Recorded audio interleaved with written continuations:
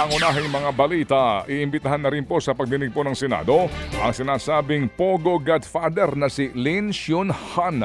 Si Lin Xunhan, alias Liu Dong, ang sinasabi pong boss of all bosses ng mga Pogo sa Pilipinas. Siya po'y naaresto noong pong October 10 sa isa pong subdivision sa Biñan. Ayon sa isang senador, ipapatawag daw si Lin Xunhan sa susunod na pagdinig ng Senado tungkol pa rin po naman sa illegal na Pogo. Nababahala po naman ang PAOK na lalo pa hong dumarami ang mga hinahabol nilang illegal na Pogo.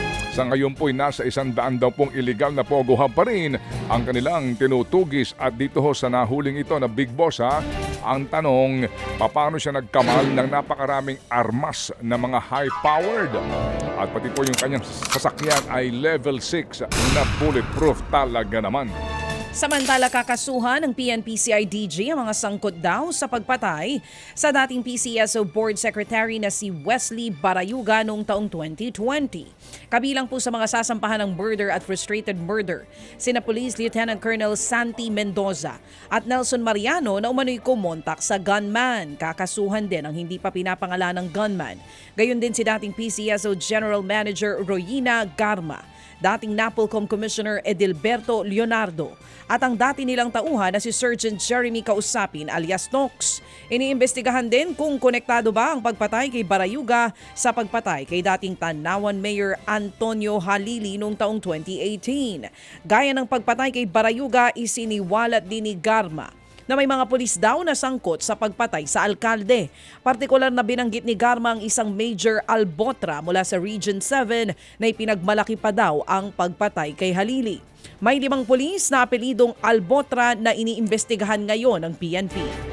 Sa ilang pang mga pangunahing balita, libo-libo naman mga sundalong Pilipino, Amerikano at mula sa 4 pang mga bansa ang kalahok sa Kamandag Military Exercises ngayong taon. Layon po ng Kamandag o kaagapay ng mga mandirigma ng dagat military exercise na palakasin ang kakayahan po ng dalawang bansa na tumugon sa anumang banta at sitwasyon. Naiba ang Kamandag Exercise ngayong taon dahil kasama rin ang ilang pang kaalyadong bansa ng Pilipinas gaya po ng Australia, Japan, South Korea at United Kingdom.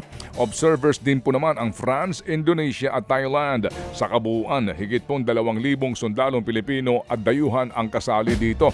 Sa sentro po ang naturang aktibidad sa coastal defense o pagdepensa po sa mga baybayin, amphibious operations o pagkilos ng mga sundalo mula sa dagat patungo po sa kalupaan at pagresponde sa mga kalamidad at ilang pang humanitarian operation. Ginawaran naman ng pardon ang 143 Pilipino sa United Arab Emirates. Sa isang phone call sa presidente ng UAE, nagpasalamat si Pangulong Bongbong Marcos sa pagbibigay ng pardon sa mga Pinoy.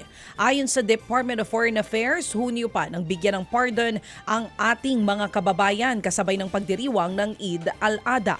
Nahaharap sila sa minor offenses sa UAE. Nagpasalamat din ang Pangulong Marcos sa pagbibigay ng tulong sa mga dumaang bagyong nanalasa sa Pilipinas. Nakauwi na po sa Pilipinas ang nasa 460 OFWs at 28 dependents mula po sa Lebanon. Kabilang po sila sa mga sa ilalim sa repatriation program ng pamahalaan. Sa panayan po sa programang ito, sinabi po ni Migrant Workers Secretary Hans Kakdak na higit na 200 at 50 Pilipino ang nasa Lebanon pa rin habang nasa 250 rin ang naghihintay pa ng exit clearance mula sa Lebanese immigration. Sa ngayon po hinihikayat po ng DMW ang mga Pinoy sa Lebanon na manatili sa mga shelter.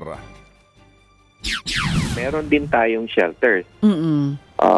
Pinag-utos ng ating Pangulo bukod doon sa safe repatriation ay yung magtalaga ng mga kaparaanan kung saan mabibigyan ng tulong at proteksyon yung mga kababayan natin. So may 4 tayong shelters actually. Sa shelters natin, merong doktor, merong social worker, merong nurse.